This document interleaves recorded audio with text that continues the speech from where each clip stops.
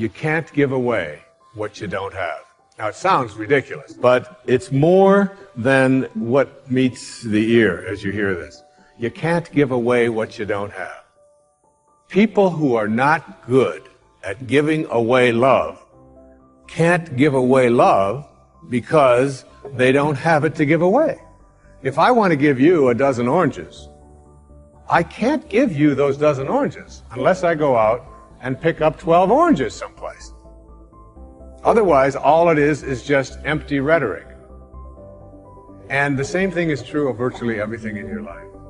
You can't give away love for others if you don't have love in here to give away.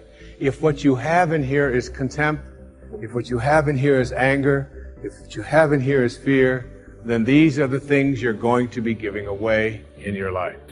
Don't allow your emotions to control you. If you don't discipline and contain your emotions, they will use you.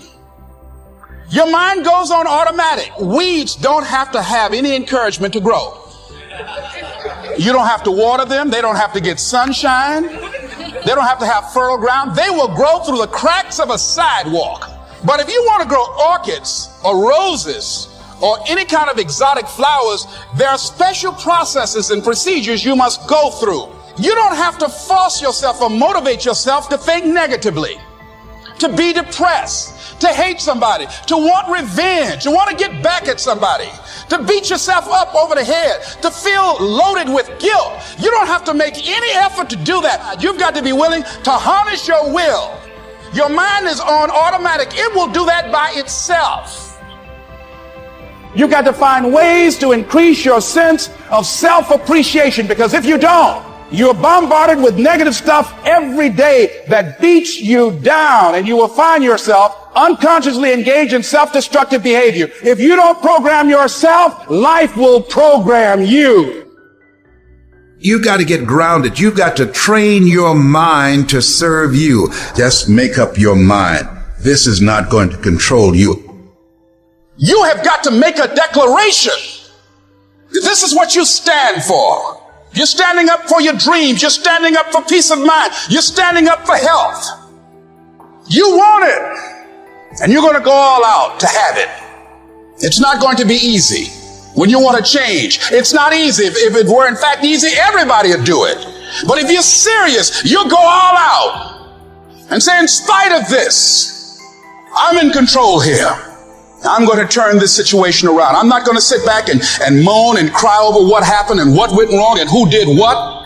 I'm going to do something about this situation. Many years ago, I read a book by Terry Cole Whitaker. It was a classic. What you think of me is none of my business. Think of the amount of time that is wasted on negative energy, wondering what other people think of you. What they think of you really doesn't make any difference. It's what you think of you that makes a difference.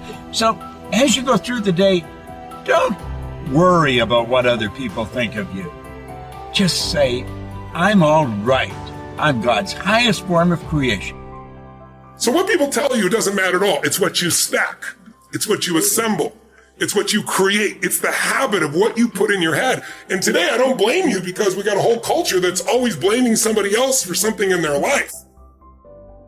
It's truly a scientific fact that when you change the way you look at things, the things you look at change. And now you take this tiny little subatomic particle, and you take it and you put it in a particle accelerator, and you rev up the speed of these things and collide them at 250,000 miles per hour. You collide them, you open up the particle accelerator looking for your source, and guess what's in there? Nothing. No thing. That the dot that began you originated from a field of energy that has no boundaries, no beginnings, no ends. It's infinite. It's an infinite potential. And the question that I have for you is, if you can get this, that you didn't begin with that particle because particles themselves do not create more particles.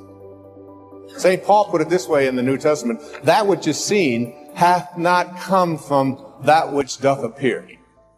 They talked a little strange in those days, huh? What that means is that everything that we see in the material world doesn't originate in the material world. It's the spirit that gives life. The flesh counts for nothing.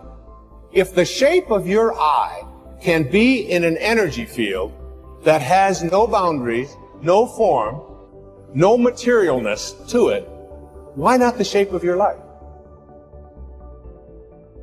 You have got to change the way you think.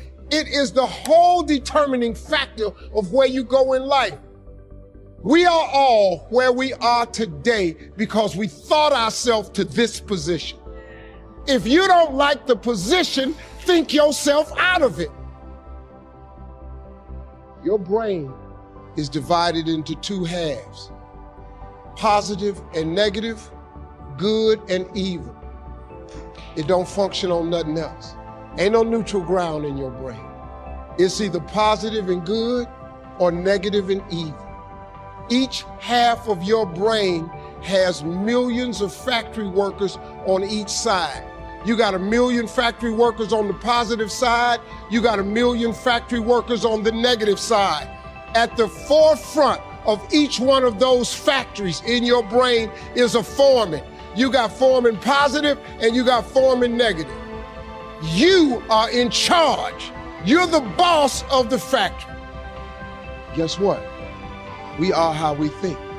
So now, since your brain is in two halves, let me show you how this works. You wake up in the morning and you say, man, I don't feel myself today. I got up on the wrong side of the bed. I'm not a morning person. Foreman negative hears that. He steps to the front. He said, what did you say? You say, I said I woke up on the wrong side of the bed today. I'm not myself. I'm not a morning person. He says, you got it right away. He said, hey, the boss just woke up and said he's not a morning person. He's having a bad day today, and he ain't feeling himself. Let's get to work. The 1 million factory workers start producing thoughts to justify what you just said. So now guess what? Man, I hate my alarm clock went off this morning. I got to get out here in this traffic. I'm gonna drive down here today. I don't even like these people on my job. I can't stand this car I'm finna get in this morning. Sure wish I had a new car, but I'm driving this ragged ass car. And on and on and on. And your day starts tumbling into what you ordered at the top of the day. You can wake up in the morning and you say, you know what? Today is gonna be a great day today. I expect something really good to happen for me today. You said, what did you say? You say, I said I'm having a great day today. I expect something good to happen today. Foreman positive turns around and goes, all right, let me have your attention. Steve's having a great day today. He's expecting some wonderful things to happen. And man, let's get it going. And they start manufacturing thoughts. Same brain. Man, I can't wait to go to work today. It may not be the job I want, but at least I got a job. I'm sure grateful I got a car to drive to work today. Hey man, at least I got a check coming in. I appreciate the fact that I don't have a car, but at least I can walk to the train. Man, this is gonna be great today. That's how your mind works 24/7. It never turns off. Change your attitude, you change your altitude. It all depends on how you look at it. Our lives are mostly affected by the way we think things are, not the way they are. The way we think they are affects us most. And Shoaib taught me that the mind is like a factory, a mental factory. And whatever you think about all day long pours ingredients into this mental factory. And that's what builds the economic, social, financial fabric of your life. As you think, so you become.